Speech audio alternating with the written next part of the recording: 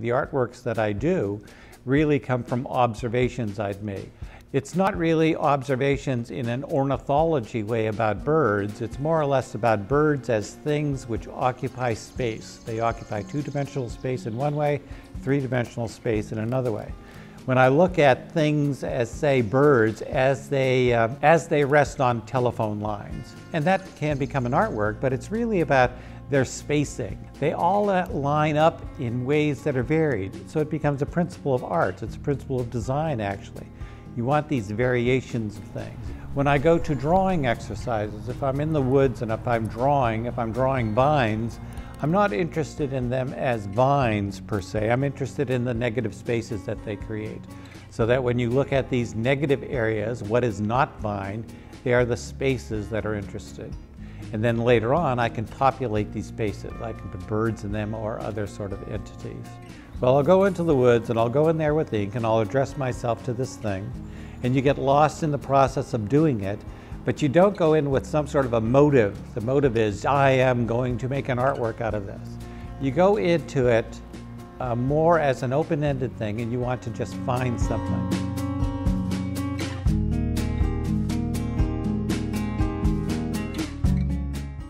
Go to the repurposing thing. I think that's something that's happening globally. When I become more conscious about it, it's like you start to look at things differently. So you don't look at them as practical entities. Here is a milk carton, milk comes in it. You look at it as, gee, there's a milk carton, what can it be? So that it continues its life. In other words, here's this life form and it becomes something else, and becomes something else, becomes something else. So if I'm looking at the vines are already in the woods and they're dead, so I'm just taking them out of there, reconditioning them, putting them into a new context and then using them. So they've served one function in one way and now they serve in another sort of way. We've been in our present studio for about, I guess it's been about 7 or 8 years now. But it's ideal. It was sort of a former little sort of church. It has separation so that I'm on one floor, Rachel's on another floor. Basement stuff is something different. A lot of people love the idea of other artists being able to come into your work and see other artists and what they're doing, etc. I'm more of you do this by yourself and you're there by yourself, and later on you can show people, you can invite people in, but it's not like a community sort of experience. These are very sort of, you have to be really quite focused. I'm probably working right now on 10 or 12 different things. Some are in the painting stage, and so you'll leave that and go to another something. Some of them are being assembled with the vines and the PVC pipe, etc., or I'm doing little parts of things where you're painting birds. Some of the works may be 90% done. Some of the works are 50% done. Some of the works are they're just starting. So they're all over the spectrum. Okay, what I'm trying to do is to turn this into some water.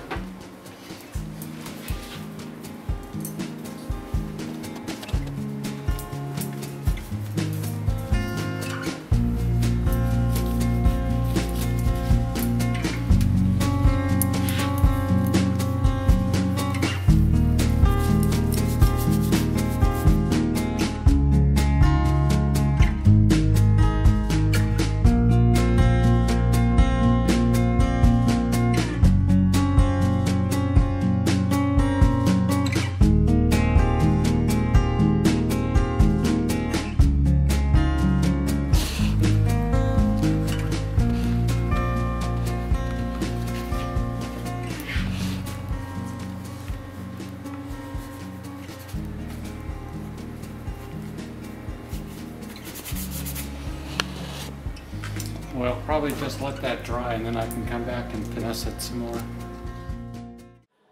I'm more interested in peer approval than in just the common everyday audience that comes in. I think that most art people, when you're working with art, you're doing it for, it may be for yourself, but you're looking, when you put it out there, you want the art community to respond to it. When I look at the art community responding to it, that's a key ingredient. That's why I'm trying to exhibit within, not just within the region, but going beyond just a regional experience of where you exhibit things. So when I look at artwork, I look at artwork as a joyful experience. I mean, this is like, to me, it's almost sinful. It's so damn joyful. When I look at other people who go through this, they go through things about, gee, I'm not inspired. I don't have any ideas. It's like, gee, this isn't about being inspired. This is about something you just do. This is like, you know, the ideas and everything else will come from the process of doing it. And you can't lose track of that. Isn't there enough stuff to be happy about?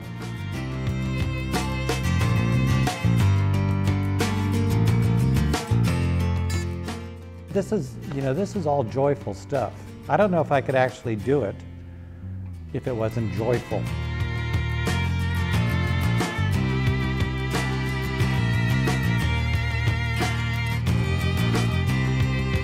I'm not trying to illustrate something.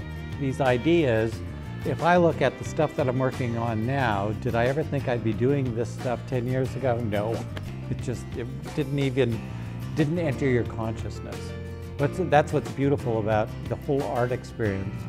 Majoring in art, having that as a discipline, etc., is the horizon line is never standard, as in reality. I mean, if you walk towards a horizon line, it keeps changing because of the curvature of the earth.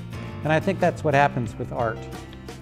You set up this thing and you're on a pathway to something and you're going towards that horizon line and you'll never find it because it keeps on changing. That's the beauty of art anyway.